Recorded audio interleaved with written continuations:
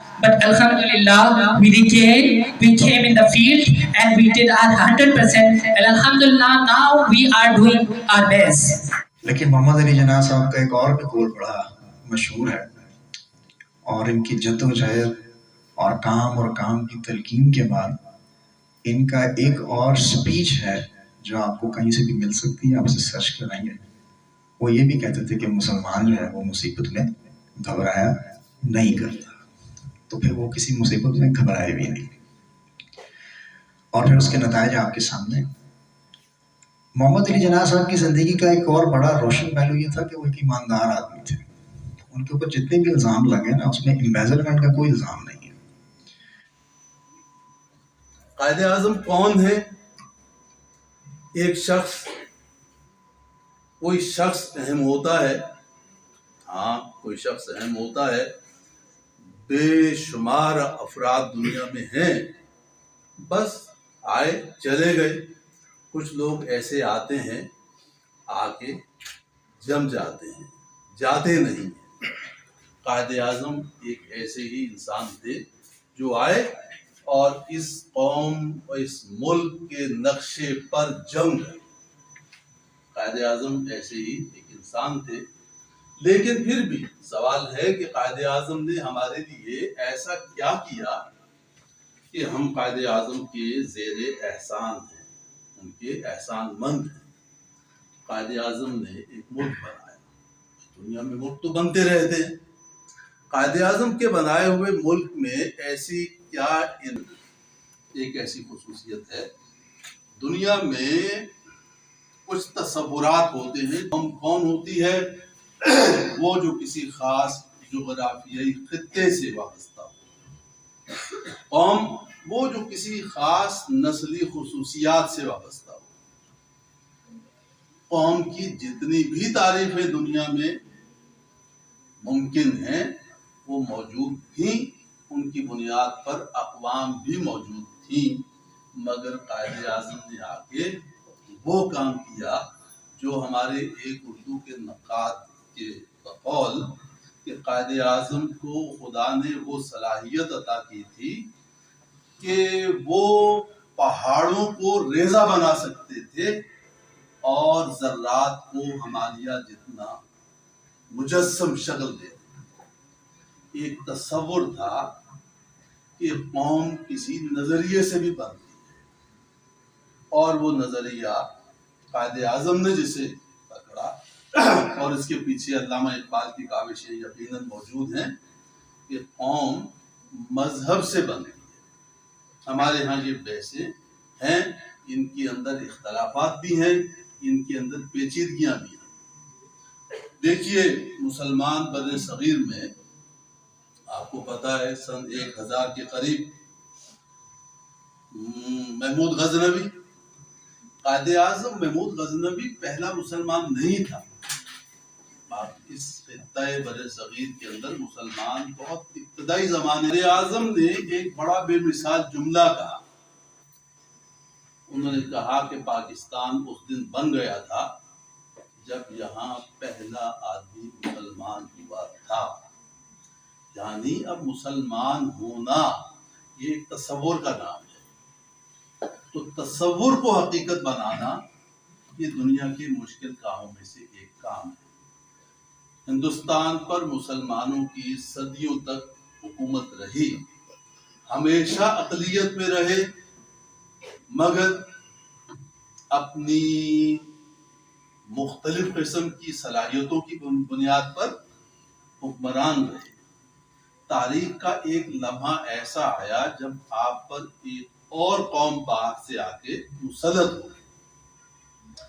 آپ اس قوم کے مسلط ہونے سے پہلے دنیا کی تاریخ دیکھیں تو طاقت کا جو سرچشمہ ہے وہ عسکری قوت ہے، جس کے پاس لڑائی مار کوٹائی فوج زیادہ ہے، اس کی حکمرانی ہے۔ مگر بر صغیر میں ایک انگریز کا آنا، نو آبادیاتی نظام قائم کرنا محض عسکری قوت نہیں تھا، اس کے پیچھے ایک بالکل نیا طرح کا کلچر تھا، نئی طرح کی تہذیب تھی، نئے طرح کے انسانی تصورات تھے، تعلیمی تصورات تھے، اور سب سے بڑھ کر سیاسی تصورات تھے۔ اس تصور کا لازمی نتیجہ تھا کہ حق حکمرانی اب اس قوم کو حاصل ہوگا جس کے اندر عددی اکثریت ہوگی۔ یہ دیکھیے ایک عجیب تضاد ہے۔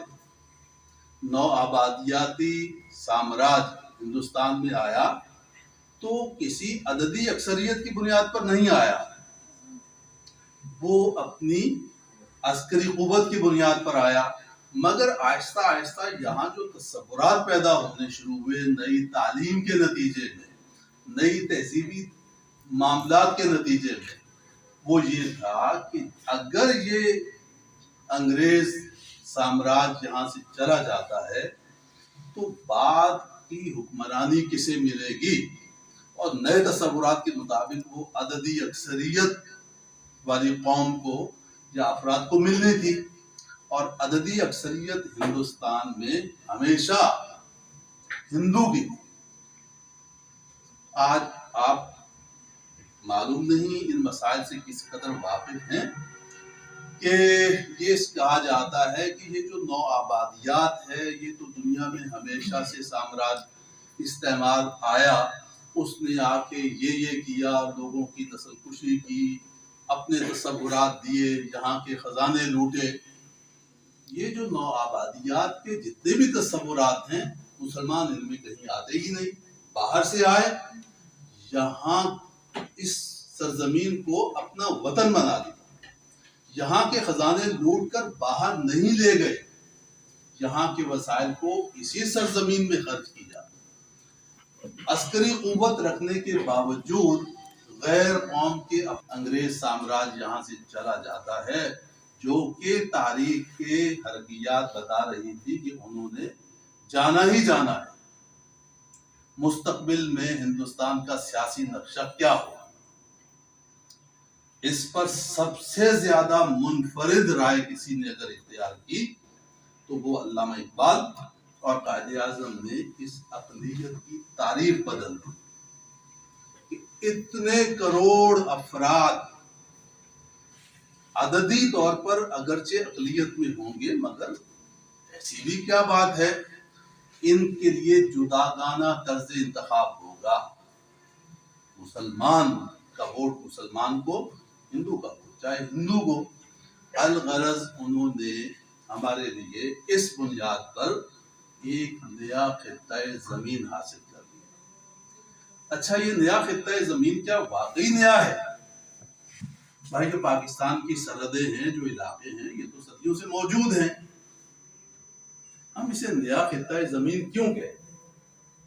اس تہذیب کے سیاسی قلعہ بننے کے لیے وہ جو تہذیب مسلمانوں کے آنے کے بعد یہاں ہندوستان میں پیدا ہو رہی تھی، ان تہذیبی اقدار کی حفاظت کی جانی چاہیے تھی۔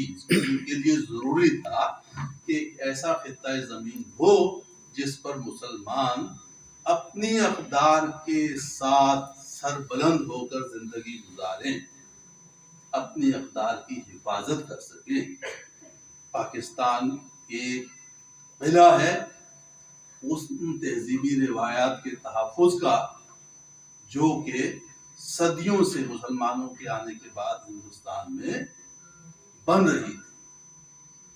اب وہ روایات کیا ہیں آپ سب لوگ جانتے ہیں۔ سب سے بڑی بات یہ ہے کہ ہمارا ایک تصور توحید ہے۔ محض ہم مذہب ہی نہیں رکھتے، ہر مذہب کی طرح ہماری ایک تہذیب ہے، اس کی اپنی روایات ہیں، اس کا کلچر ہے۔ ہم نے اپنے ماضی میں عظیم قسم کی روایتیں پیدا کی ہیں، سائنس کے اندر، ادب کے اندر، تعمیرات کے اندر۔ آپ ہندوستان کی تاریخ دیکھتے ہیں، دنیا کے دیگر خطوں میں مسلمانوں کی تاریخ دیکھتے ہیں تو ان کا طرز تعمیر جدا، ان کی پیدا کی ہوئی شاعری جدا، ان کی رسم و رواج جدا۔ قائد اعظم نے انہی چیزوں کو بنیاد بنایا کہ کہا جاتا تھا کہ اس خطے کے لوگ جغرافیائی طور پر ایک ہی ہیں، ایک قوم ہے۔ الغرض بے شمار چیزیں گنوائی گئی کہ یہ ایک ایسا فرق ہے کہ یہ فرق ختم نہیں ہو سکتا۔ یہ لبرلزم کے خیالات، یہ ترقی پسندانہ خیالات، یہ ہیومنزم کے خیالات، تو اس پس منظر میں کہا جاتا ہے کہ سعادت حسن منٹو ایک لبرل آدمی ہے، ترقی پسند آدمی ہے، ہیومنسٹ ہے، وہ کسی مذہبی تقسیم وسیم پر کوئی یقین نہیں رکھتا تھا۔ تو ان لوگوں کو سعادت حسن منٹو کا وہ خاکہ پڑھنا چاہیے جو اپنے دوست ہندو دوست شیام کے اوپر لکھا ہوا ہے۔ بمبئی کی فلم انڈسٹری میں سعادت حسن منٹو ایک بڑا نام تھا۔ وہ کہتا تھا میں نے دن میں لاکھوں روپے کمائے، مگر وہ سعادت حسن منٹو اس نتیجے پر پہنچا کہ مسلمان اور ہندو الگ حقیقت ہے۔ وہ بمبئی کی فلم انڈسٹری چھوڑ کر لاہور آ گیا۔ اور یہ واحد پروفیسر ہیں، جب یہ ریٹائر ہوئے تو ان کے اعزاز میں ایک بہت عالیشان قسم کا وہاں پہ فنکشن ارینج کیا گیا آڈیٹوریم میں، اور سب نے ان کو بڑے عزت کے ساتھ جو ہے وہاں سے رخصت کیا۔ ابھی غالباً 1 ماہ پہلے کی بات ہے۔ میرے اچھے دوستوں میں سے ہیں، میرے اچھے بزرگوں میں سے ہیں، ہم لوگ نے ایک ہی ساتھ کام کیا تو بڑی تفصیل سے سنا ہے۔ اور ان کے گفتگو کے اندر جس طرح ادب کے لوگ ہوتے ہیں، ایک ایک لفظ اور ایک ایک فکرے کے اندر بڑی گہرائی ہوتی ہے، اور ایک لفظ کے اوپر بھی آپ لوگ بعد میں بھی انوائٹ کرتے رہیں گے، مختلف ہمارے جو فورم پہ پروگرام ہوں گے اس میں ہم ان سے ماہرانہ رائے بھی لیں گے اور ان کی سرپرستی بھی ہم حاصل کرتے رہیں گے۔ جناح کو یا قائد کو میں نے اتنا زیادہ پڑھا نہیں، لیکن قائد کو میں نے دیکھا بہت ہے، بڑے غور سے دیکھا۔ یعنی پڑھا تو اتنا ہی ہے کہ جتنا ہم طالب علمی کے دور میں جو ہے کلاس 1 سے لے کے FSC تک پڑھتے رہے، لیکن یہ ہے کہ میں نے قائد کی ہر تصویر کو بڑے غور سے دیکھا، اس کی آنکھوں کو بھی دیکھا ہے، اس کے دیکھنے کے انداز کو بھی۔ تصویر آپ کو ایسی نظر نہیں آئے گی جس میں یہ پریشان ہو، جس میں اس کی آنکھوں میں نا امیدی ہو۔ جناح کو اگر پریشان دیکھا ہے تو وہ اس کے آخری لمحات یا آخری دن دیکھے۔ قائد نے تو ہمیں کبھی زبان کے اندر بھی تقسیم کرنے کی نہیں دی، اس کی کوئی سپیچ، اس کی کوئی ڈسکشن، اس کی کوئی تحریر آپ کو کہیں پہ بھی نظر نہیں آئے گی کہ جس میں اس نے یہ کہا ہو کہ آپ نے آپس میں تقسیم کی۔ لوگ قائد جیسا قائد ڈھونڈتے ہیں، اس جیسا قائد 1948 میں بھی کہیں نہیں تھا اور 2023 میں بھی کہیں نہیں۔ 1-2 نام ہمیں نظر آتے ہیں، نیلسن منڈیلا ہو گئے یا کوئی اس طرح کے نام آگے، جنہوں نے لوگوں کو جو ہے وہ لیڈ کیا۔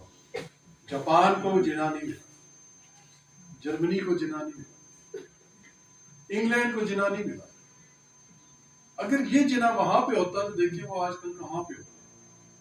اس کے بغیر اگر ہم لوگوں نے ترقی کی ہے تو ہم لوگ اس کے ہوتے ہوئے کیوں نہیں ترقی؟ یہ ایک سوچنے کا معاملہ ہے، اور یہ سوچنا نوجوانوں نے، قائد کا جو نوجوان ہے اسے صرف پاکستان کے اندر لیڈ نہیں کرنا، اس نے تو پورے برِ صغیر کے اندر کرنا، اس نے تو پوری دنیا کے اندر کرنا، اور ہم کر سکتے ہیں۔